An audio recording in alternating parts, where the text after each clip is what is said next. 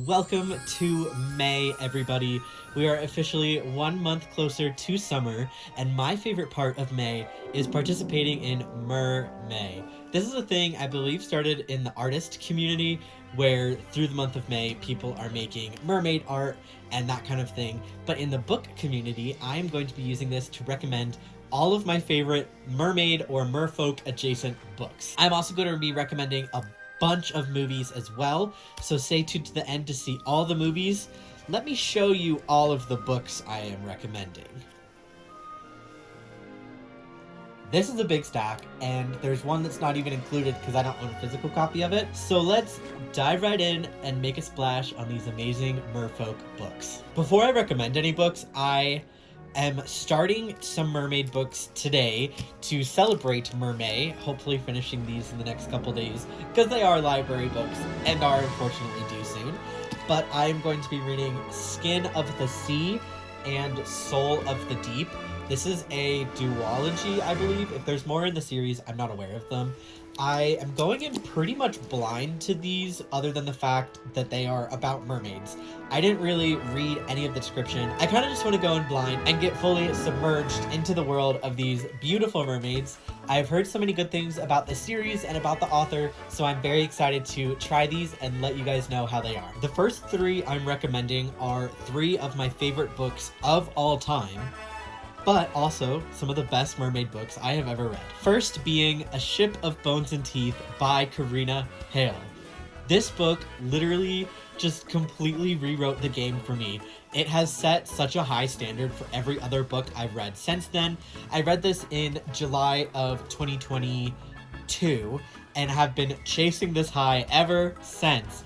This book follows a mermaid and a pirate ship. So the pirate ship that she gets captured supposedly is going to be selling her, or parts of her, to these other bad people for a lot of money, but it is actually a really cute, surprising love story between one of the mermaids and one of the pirates, and it is absolutely stunning. Karina Halle does incredibly with her world building and immersion. I feel like there's also such deep lore that we get to explore without it feeling too much like just lore dumping and just telling us everything. I feel like I really got to explore this world with our main characters. So that's incredible. I love A Ship of Bones and Teeth. Please go read it. There is a second called An Ocean of Sin and Starlight, where we actually get a different mermaid and a different main character, but we do end up meeting with these characters about like 3/4 of the way through. I didn't super love Ocean of Sin and Starlight. It was like pretty good, like a 3.5 for me, but definitely A Ship of Bones and Teeth, outstanding read. The From Tormented Tides series by Val E. Lane. This follows a girl in her first year of college at St. Augustine in Florida, where she accidentally stumbles upon a 300-year-old pirate ship basically crewed by the damned, who are forced to be on this pirate ship for over 300 years, and it is up to her to break the curse. Now, what does this have to do with mermaids? It's kind of a really big spoiler, but you will find out about at the end of this book. But this entire series, there's 3 books, is outstanding, truly one of the best series I have ever read, and there are mermaids at the end of this book and the second book and the third book. So definitely read this. Valley Lane is incredible at writing this. I feel like her characterization is so strong throughout this book, and the way she writes conflict literally has you hanging on the edge of your seat for each action. Up next, I have Whispers of the Deep by Emma Hamm. I love Emma Hamm. Everything she writes is incredible. I read like a 1,500 page book series by her about goblins and fae, and was completely blown away by that, and this completely blew me away as well. Whispers of the Deep is a series. There are 4 books at this point. I believe there's either 4 or 5 total in the series. I'm really excited for her to potentially release an omnibus that contains all of the books in this series, like she did with Of Goblins and Kings, which was the first series I read by her. Whispers of the Deep follows our main character Mira, who is an engineer underwater. It's very sci-fi futurism, where humans have basically been forced into underwater colonies and housing and just complete environments because the Earth itself is no longer habitable because of how much humans have destroyed it. So Mira is an engineer underwater, and one of the big threats to humans underwater are these kind of like merpeople. Basically, these are like ginormous, like 15-foot merfolk kind of. They're called something else, but our main character Argus is one of these merpeople, and he and Mira develop this sort of connection and relationship through the glass as she is working on repairing things inside and outside of their colony as well. But basically, these merfolks are seen as such a huge threat to human life because they are violent, and they are rightfully violent because the humans have been completely wrecking their natural habitat, so they have the right to be violent. Anyway, she gets kidnapped by Argus, who is this merfolk, and taken to a series of underground caves, and potentially there's a little bit of love. Who am I kidding? There's a lot of love. This is a crazy high romance book, and it doesn't feel super Stockholm Syndrome-y. Like, she definitely puts up a good fight of her own. This is very much like a female empowerment, good for her kind of book. I absolutely adore Mira and Argus. Their love story is heart-wrenchingly incredible. I think you should definitely check out this book, especially if you're into sci-fi and futurism.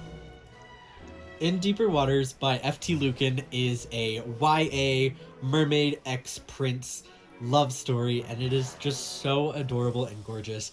It kind of looks like it's mermaid and pirate, but the pirate-ish character on the cover is actually a prince. They are on a ship though.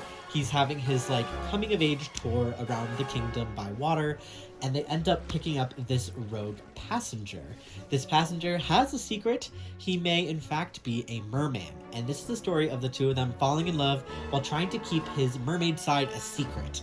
And it is just so adorable. F.T. Lukens writes really incredible YA fantasy books. I have a couple of his others as well, but this is really adorable. I love everything about this. They're very much like cinnamon roll characters, and if you're just looking for a good like fluff and love book, I recommend In Deeper Waters by F.T. Lukens. On the similar like YA fluff cuteness train, I have Out of the Blue by Jason June. This is so cute. It follows our main character Crest, who is a non-binary merperson, and they have to complete a mission, help a human to be able to like come of age within their society, and they end up finding Sean. Now, Sean's thing that he needs help with is finding love, finding a little bit of romance, finding a person that he can go out with, get on some dates, end up finding a partner. So Crest is trying to help him with this goal, trying to set him up, this and that. All the while, Sean is starting to fall for Crest. And Crest is a little bit oblivious to this, but once they both realize that they are falling in love with each other, it is just the cutest fluff book ever. I absolutely love this. It's just so precious. Also on the YA vibe, we have Wake by Amanda Hocking. This is a series. I have read all of them. I did read them in middle school and high school, so it's been a moment, but the feeling that they capture still lives on inside me. We follow Gemma, who is kind of a girl in her mid-teens, just trying to fit in with the friends around her at her school, and she ends up going to this party on this island. She lives like on the coast kind of, and they go to this party, and the next morning she wakes up and feels a little different. Suddenly she's more powerful, more beautiful, stronger, and perhaps maybe even is a mermaid now. So basically this is her kind of like H2O style, like trying to figure out what her powers are, that she's a mermaid. This is just really good if you're looking for like a kind of coming of age mermaid novel that reads like H2O. These last two books I am recommending are 1000% not YA. They are heavy steam, heavy spice.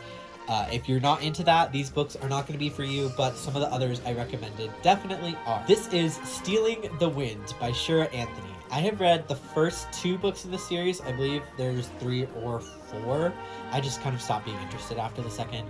But the first one is really incredible. Very attention-grabbing and locks you right into this world. It follows our two main characters, one of whom runs a very successful pirate ship, and the other who is lost at sea, abandoned by his ship. There's a shipwreck. He's been lost at sea and picked up by this pirate ship.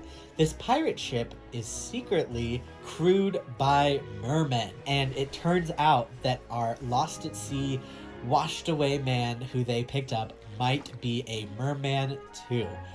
This is also very much romance heavy between like the captain of the ship and our rescue. So this is just really incredible. I love this because it's a really great mix of pirate and mermaid, which, if you can't tell, one of my favorite genres of all time. And there's a lot of really incredible world building and exploration that happens in this novel, but who am I kidding? This romance is hot. It is absolutely steamy, and I think she writes incredibly well for this. So if you're wanting something hot and heavy, Stealing the Winds, Mermens of A by Shira Anthony. Last in the books that I'm recommending, this one I don't have a physical copy of, so I'll just put like a picture of it on the screen here. This is Prince of Endless Tides by Ben Alderson. This is part of a series. It's called the Darkmourn Universe. Each one takes place in kind of a different setting. So there was like a vampire and witches manor. There's this like ocean adventure one. There's a wolf one. There's a high fae one. I've read all of them except for the wolf one. And they all like very lightly tie together in like the last couple chapters or the epilogue of each book. But really they can be read totally independently. Prince of Endless Tides follows a prince who is a human prince, but he does have some magical powers. He can sing and influence things around him, which is a very dangerous power to have, especially when everyone in the kingdom is trying to get their hands on him and just wants to make it by unnoticed and just pass until he can be king himself. This all changes when he gets bit by a mer. Now there is an infection going on where if you get bit by a mer, you slowly turn into them and start to lose your mind until you are part of the hive mind of the mer.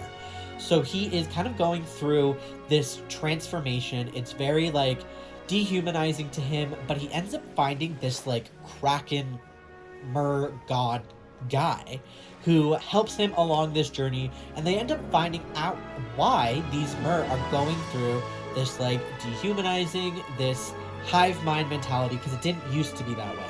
So they are working through to figure this out before the prince can turn into this, all the while settling some political intrigue as well through different islands. This is also an extreme spice book. I loved it though. It is absolutely incredible. This is good if you're looking for like spice that involves non-humans. Basically every spice book that I've recommended in this involves non-human spice. But like, they're mentally human. They just have like tails and stuff. Next we're going to be talking about some of my favorite mermaid related movies. So first up, I really do recommend the live action Little Mermaid. It came out in 2023, directed by Rob Marshall. A lot of people were verbally unhappy about the casting of Ariel. I completely disagree with all of that. I think the casting is absolutely perfect. There is no one, I think, who would play a better mermaid than her. She is absolutely stunning.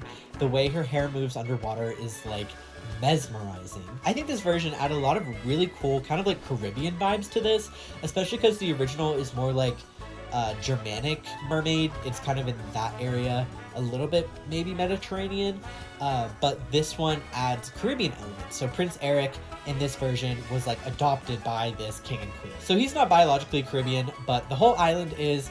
There's beautiful culture. I love especially the way they added like Caribbean beats into Kiss the Girl and other songs. They added a new sea shanty, which is huge because I love a good sea shanty. I also loved how they had Jodie Benson, who voiced the original Little Mermaid in the Disney one that came out in the 80s. So she was featured, which was just absolutely adorable.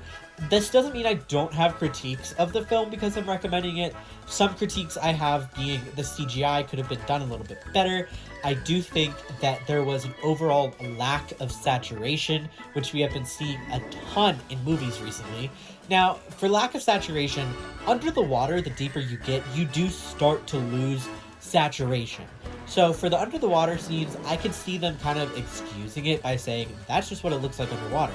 Which, fair enough, but there's not usually mermaids in the water, and talking crabs, and fish that are your best friend. So I think we could have added a little more magic and saturation into all of the scenes. But overall, this film really hit my mermaid-loving heart My girlfriend can attest, we went to see this in theaters in Seattle, actually, and as soon as they started playing the, like, main theme of Little Mermaid, I just started, like, crying. I was like, this is incredible. I've been waiting for this for so long. It was really, really good. And they added a song that Prince Eric sings called Wild Uncharted Waters, and I think that just goes miles into fleshing out his character, which I think this movie fleshes out Eric a lot more than the original animated version. We get to kind of, like, peek behind who he is, his intentions, his characterization, so I really praise them for that as well.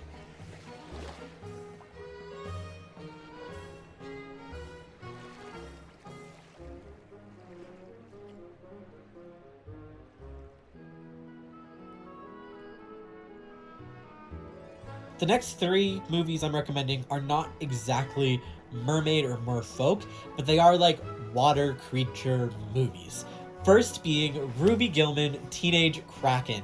This came out in 2023, directed by Kirk D'Amico. I love this movie. I've seen it 2 or 3 times at this point. It is really, really well animated. It is kind of like a good coming-of-age story of this girl who doesn't know that she is a kraken. Her family are krakens. They came from the water, and it's kind of like representation of puberty almost, where she's kind of around that age, like 13, 14-ish, and her body is developing, except she is developing into a kraken. And all of the crazy adventure and mystery and like, oh my god, I can't believe this is happening to me in the school library. I am ginormous. I am lighting up. I have these tentacles now. And it is so cute. The friendship in this movie is also really well done. I just think this is a really good, lighthearted movie, and I think everyone should check it out at least once. Even if you're not a kid anymore, it's such a good watch. On a very similar vein is Luca, which came out in 2021 and directed by Enrico Casaroca. This, like, I quite literally think I saw this film like 15 times the summer it came out. I could not get enough of it. It is this beautiful, beautiful story of this little boy. He's probably like 12 or 13, and he is like this sea creature, right? He's not like necessarily a merperson, but he is a sea creature, and the locals of Porto Rosso, which is the Italian island of humans that's nearby, would call them sea monsters. So he is a young sea monster, just trying to find his place. He's pretty unhappy with the small life that he's living, just being like a farm boy and not really doing anything grand. So he starts sneaking out and getting further and further away from his home, away from his farm. He ends up meeting this other teenage sea monster, and the two of them become instant best friends. Soon enough, Luca is sneaking out all of the time to go see Alberto on the small island that he lives on. He lives in a lighthouse by himself and is just obsessed with human things and human trinkets, collecting all of them. And their big dream is to own a Vespa and to build a Vespa. And they decide that to get a Vespa, they have to go to the human town of Porto Rosso and compete in this like triathlon-esque race where it's riding a bike, swimming, and eating mass amounts of pasta. So this is basically the most Italian film ever. I personally am Italian and felt very represented by these little sea monsters. Throughout this book, they meet a human girl, Giulia, who is their best friend and race partner, who does not know they're sea monsters. That's the big thing, because this town is obsessed with killing sea monsters. So they have to keep this identity very hidden, even from their best friend, Giulia. There's a cat named Machiavelli. I'm obsessed with him, by the way. This film is a perfect representation for kind of like finding who you are in this world, and especially for those of us with queer identities. I definitely felt incredibly represented by Luca and Alberto. It seems like they definitely have a little bit of like feelings for each other, budding romance, but in a very much like preteen way, right? Like those little like small crushes and puppy love that everyone experiences when they're 12, 13, 14 with other kids their age. It is just such a precious movie with an incredible, incredible message. And I just love it. I think it's one of the best Pixar films ever released. And if you haven't seen it, I am demanding you go watch it because it's precious and it'll change your life. The next creature flick I am going to talk about is The Shape of Water, which came out in 2017, directed by Guillermo del Toro. This is such an incredible movie. A lot of people hated on it, trying to say that it was a horrible retelling of The Creature from the Black Lagoon, which definitely has similar vibes to The Creature from the Black Lagoon. but I think it's kind of its own independent work in my opinion. It's so similar to Whispers of the Deep by Emma Hamm, which did come out after it, but it very much has those same vibes, but in a film. It follows this creature thing, who definitely looks like the creature from the Black Lagoon, I'll give it to him, and one of the cleaning ladies who works at the science facility where he has been captured and is being held. Everyone is poking and prodding him, doing these horrible scientific experiments on him, and she is giving him tender touch. She is showing up on most of her lunch breaks, and sometimes after the clinic has closed, she is showing up to sit with him. They're not necessarily talking, but they definitely are communicating in their own sort of way. And a little bit of a relationship starts to bud, and she tries to sneak him out of this facility and free him back into the water. So he comes back to her apartment, is living in the bathtub. It's crazy, but it is just so incredible, so moving. The creature effects, obviously because it's Guillermo del Toro, are incredible. It's a beautiful romance. The two of them do have intercourse, which I think that should be a plot to see this, because trying to figure out how that works was crazy. Such a good film. A good film about being the underdog, being misunderstood, and the power of love, a kind friend, and a caring touch. The next one's a bit of a hear me out. It's another children's film. It is Barbie Fairytopia Mermaidia. This came out in 2006, directed by William Lau. I grew up on this movie, right? Like, I started watching Barbie films probably in like 2005-ish. So I was there. I was there for these original Barbie films. My sister and I loved watching them. And Mermaidia quickly became my personal favorite Barbie movie of all time. Obviously because it has mermaids and a merman in it. We're following Elena as she has to save Prince Nalu, who is a merman prince. And she is saving him from this evil, bad woman who's very hot, unfortunately, and her henchmen, who are trying to keep him captured in hopes of finding this elusive immunity berry that will basically, I think, give her immortality, I think, and bring her back from being a frog. This is the second in a 3-movie series, which is Barbie Fairytopia, Barbie Mermaidia, and Barbie Magic of the Rainbow. That one's good, very queer. So Barbie Mermaidia, Barbie/Elena embarks on this journey to save Prince Nalu and has to work with this mermaid who is very standoffish. She hates Elena. She's like, I don't like your fairy ass. Like, I'm a mermaid. I'm so much better than you. Her name is Nori. Nori, my first blue hair crush. I love her so much. Literally, her and Nalu, the merman, bisexual awakening. Bisexual awakening before Pirates of the Caribbean, for real. In typical Barbie movie fashion, the power of friendship saves the day. Elena trades her wings for a tail and is racing against the clock to save Prince Nalu from the big bad. Great movie, so much fun. I know everyone's like, I hate the animation style. That just means you're not trying hard enough to like the movie. You're not looking past this animation style issue, which, by the way, was very innovative for its time, playing with completely 3D animated styles of animation with a limited budget as well, being one of the early Barbie movies. Definitely check this out. I'm not exactly sure where you can stream it. I own it on multiple places, and I've been scouring for a cheap DVD of it. But I love Barbie Mermaidia with my whole heart and soul, and I'd be remiss to film this video without recommending it. If you've been watching this video for this long, you're gonna know the movie I'm recommending next. You know it, you love it, you've hopefully seen it. If not, you're going to. It is Aquamarine. This came out in 2006 as well, and is directed by Elizabeth Allen Rosenbaum. This is the only female director I have on the list, which is insane. I definitely need to find more female-directed mermaid movies, because a lot of them do kind of cater to the male gaze, which is very, like, sexualizing mermaids and sexualizing sirens. But this movie is so incredible. I love it. It's such good early 2000s fun. It literally feels like early 2000s summer beach vibes. So our main mermaid character, Aquamarine, she washes up ashore on this huge storm. She ends up in this like resort pool, basically. Once she's out of the water, she dries off and turns into a human girl. When she's not wet, she has legs. When she is wet, she has a tail.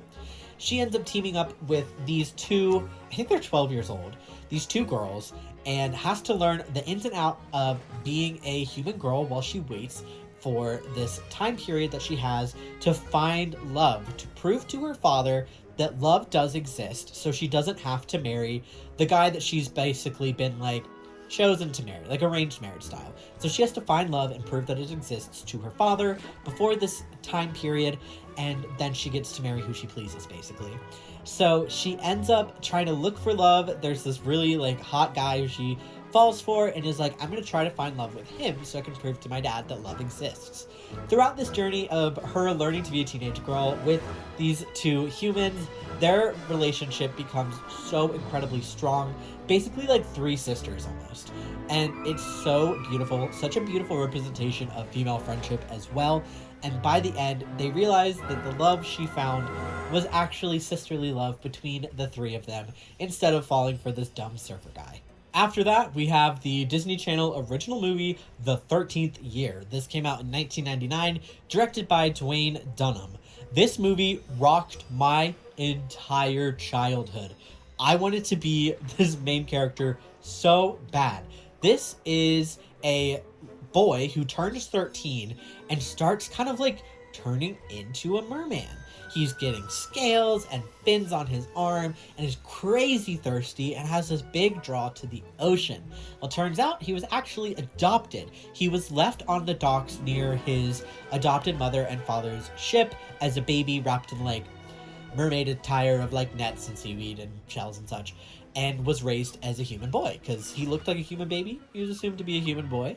But turns out he's actually a merman. And he's also on the swim team, because of course. So he is just navigating his 13th year as this turning into mermaid boy with the usual like middle school drama, best friend situation, all of this while trying to hide that he's slowly turning into a merman. There's a big thing at the end. It ends up coming out. He meets his real mother. This literally is heart-wrenchingly beautiful. I love this to this day. I loved it especially as a child, as a boy, seeing another boy being a merman. I was like, I've mainly seen like Aquamarine and the Little Mermaid, where it's all these like girls who are mer people, but there's actually like a really fun kid representation of a boy being a merman as well. I love The 13th Year. Definitely check it out. It has those incredible late 90s Disney vibes. The next one is one I actually watched the other night for the first time.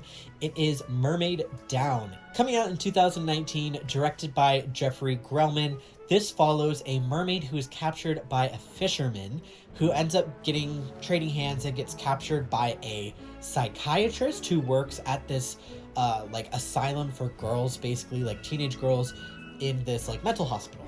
He decides that he is going to cut off her tail and put her into the mental hospital and see what happens as she tries to like be a human at the asylum.